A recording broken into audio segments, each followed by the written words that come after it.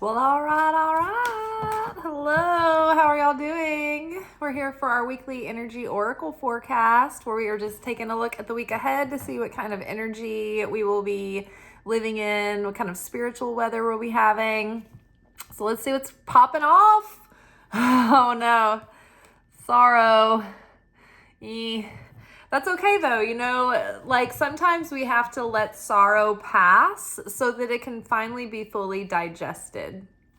And, sometimes there's this like holy vision when you start working with the Sphirot in Kabbalah. And this is a very high up Sphirot. Oh, and that's funny because that particular Sphirot or dimension came up in my weekly reading.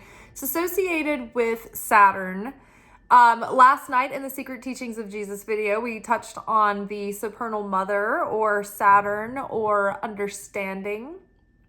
And so right now we have these 2 months while Pluto is still retrograde in Saturn to really look back on our life's experiences and preserve that gained wisdom and the what we experienced and learned and gleaned through the disciplinary hand of Saturn over this time. And so one of the holy or sacred experiences associated with the Sphirot or dimension of Binah is the holy vision of sorrow.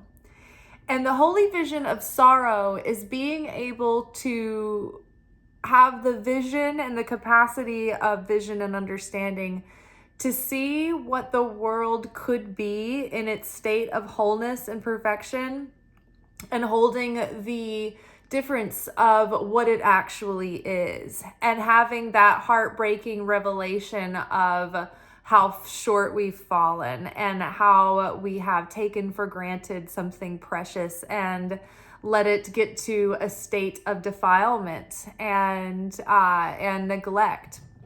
So it's like when we see what life could have been like and we realize what it wasn't, and we mourn that sorrow for the loss of time and the squandering of resource and potential and not appreciating the light fully for as much time as we could have. That is on a grand macro scale of like cosmic reality of truth of like mankind as a whole. Like, look where we've arrived. If anybody watched, or anybody caught any highlights of the most ridiculous and absurd takeaways from the debate. You could just sit here with your, head in your hands and you're like, this is what we've arrived at. This is what humanity has come to, and so it's like, if you're not enraged and feel the sorrow on some level, then you're asleep. But we also have to hold the paradox of being able to stay calm and carry on, right? When I think it was during World War II, England put out this public service like thing, and it was like, keep calm and carry on. And you might see that graphic with those words with the crown. That was from then. It's like, even though we are in these like trials and tribulations, we've kind of got to keep calm and carry on. We can't be afraid and shut down and be frozen up, but we do need to take a good, cold, hard look at reality and where we're at and where we could have been and mourn, that sorrow that we aren't in that, that we've fallen short of that perfection. However, this is a good time to feel the sorrow of regret and remorse, a constructive remorse where we atone for where we've gone wrong. And this is happening on a macro level where we're like looking at humanity and history, but we're also looking at as our own like personal level of our own lives, how we've wasted potential or let fear or insecurity or prejudices or judgment hold us back or get in the way of things. So during this month, this is the month of Elul, this is the month of Teshuvah, this is the 40 days leading up to Rosh Hashanah, where we look back on ways that we've fallen out of alignment with our highest self, with that true authenticity, with the soul's calling to lead us on that soul's path, on that heart-centered journey, where we've fallen astray or we've gone off path or we've become jaded, or where we have sinned or missed the mark or missed the point. This is a time where we get to reflect on those parts of ourselves through the year and feel the remorse, feel the sorrow for the ways that we've done wrong and created wrong, or done things that have been, or created negativity, right? So then we atone for those things, we express remorse, and we make amends, and we make a vow to change. And then we start the change. And so the sorrow is kind of the thing that creates the desire for change. Essentially, this is the vessel, this is the catalyst for change. The remorse that comes, that's like, all right, that stung bad enough for me to make a change, for me to make a difference. You know, this is that rock bottom kind of energy, where tower sudden, having a moment that just causes one of those false senses of securities to come crashing down kind of moment, So we're coming to terms with our real reality, with our true self, where we really are at this point. That way we can awaken to, okay, well then if this is bringing the sorrow, then what is the vision of the potential that I think is possible? And then that's where we have to aim at going forward. Okay, very, very big, very, very large scale, profound message. Cray. Okay, let's see. Just the fate of the world. Apathy. Wow. So really, it's like it's digging it all out. So this week, the vision of sorrow, we're going to feel so sorrowful because we're going to see how our apathy has kept us thwarted and held us back, and has kept us stagnant, and has prevented us from fully being victorious or achieving, that soul calling, or that full potential that we have inside of us to express our unique gifts, or our unique soul path, or whatever it is. Whatever it is that we've been sleeping on, that we haven't been changing, where we've been spiritually lazy. Right? Have you ever had that whisper inside of you that's like, if you do this, then it's going to lead to this, and you can't have this until this is taken care of, kind of thing. Or you need to start getting up earlier, or you need to start doing this, like maybe even simple mundane things, but you just continue not to do it. But it's when we don't listen to that intuitive hit and we don't follow up on it, then that apathy starts to weigh us down, and it starts to cause decay and entropy. All right, what are these cards? Wow, okay, y'all, the full shadow is in effect. It is out. It is living loud. It is large and in charge, waving that freak flag. We have deception coming up. So we're going to see, oh my gosh, you know what? I was like, what is all this energy?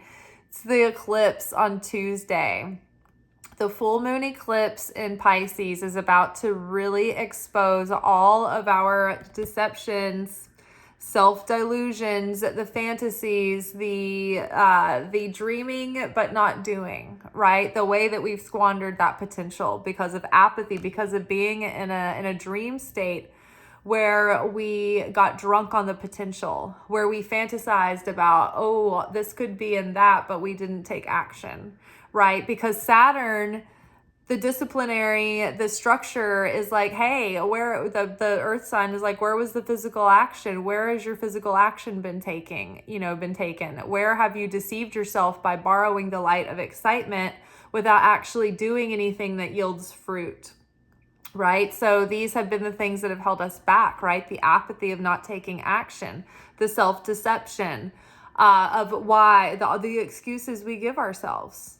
Right? All of this stuff is going to become evident this week, and we're going to be like, oh my gosh, I feel so much sorrow for this. I feel so regretful. I love that the color palette in this particular pull this week is so on, like, it's just continued. Black roses. Black roses. We've got a little bit of brown. I've got brown in my hat. We've got the moon here in all of its phases. Let's cry. And then we have protection. It's like, wow, we actually have favor and grace. And even though We see how we've squandered that time. That true letting forth of a broken heart, that those tears, those authentic tears and prayers and regret have gone forward ahead of time. It's like time travel. Like, you can heal retroactively with miracles. It's so crazy. And it's many times our weeping and our broken heart and our sincere tears, the true desire, the strength, and that prayer that causes that real change to happen, that real miracle to occur and become and pull through. So that sorrow, that regret, that remorse, that sincere, deep remorse is like the willingness to overcome the apathy. Because of that and the actions that we're taking now and the changes that we're taking now, it's like what was ours has been protected. We have been protected. Right? We didn't lose out or miss our chance completely or throw away something great. We didn't miss our opportunity. It's been preserved. It's been kept safe, kept set aside, right? It's our spiritual inheritance. Right? When we put our trust in God, our spiritual inheritance, all the things that are meant for us in this life, it's all put aside in this bank account, in this big vault, just waiting for us to go make a withdrawal just when we need it, when the timing is right, when everything is in place and we have need for it, we just go get it. So everything's been protected. Anything that's yours, that's meant for you, will be yours, and it will not pass you by. And anything that is not meant to be for you will never be quite right. All right, let's get one last card. Wow, eclipse season is really going to wrap up the things in our life that are holding us back, that are keeping us from really fully living a full, wholehearted life. Wow, it's just like this is connection here.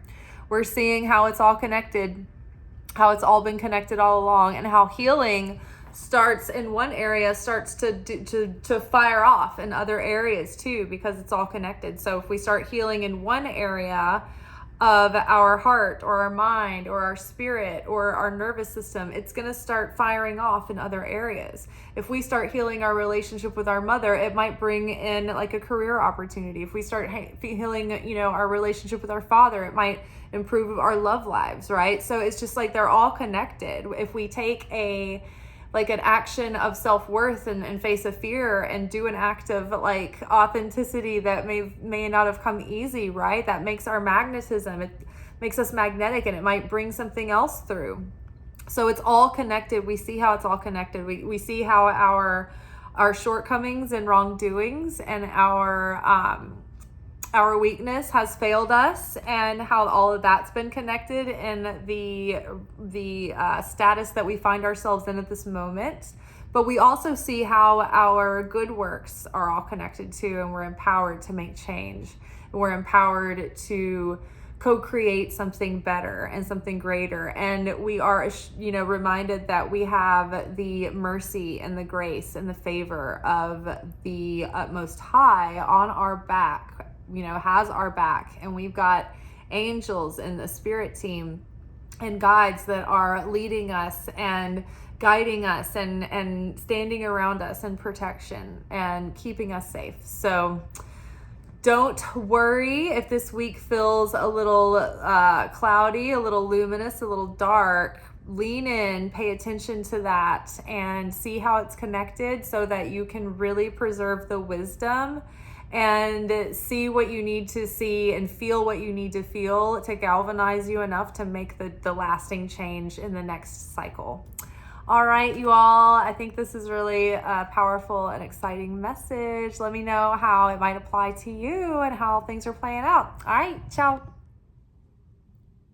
Thank you for watching. If you enjoyed this video and you got something out of it, then please give it a like. Subscribe to the channel. Turn on notifications to be notified of when I drop content. Like the videos, comment, share them. Anything that you do helps these messages get out to other people who need them. So you watching a video and taking an action on it actually makes a positive difference in someone else's life.